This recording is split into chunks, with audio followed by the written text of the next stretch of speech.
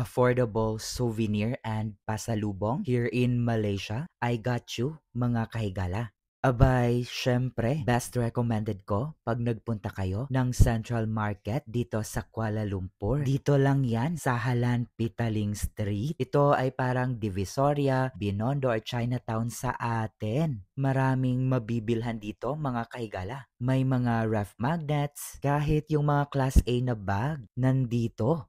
Kahit nga sila bubo meron eh. And of course, hindi mawawala dito ang mga Malaysian sweets or traditional street foods nila.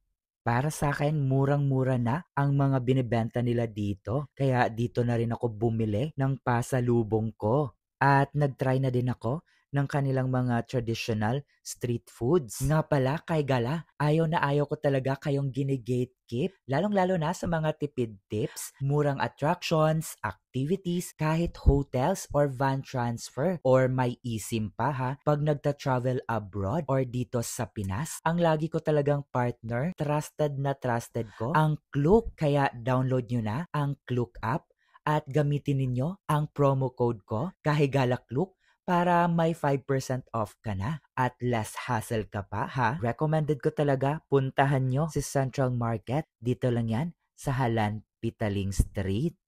Uy, hanggang sa susunod nating tipid tips dito sa Malaysia. Ingats and God bless.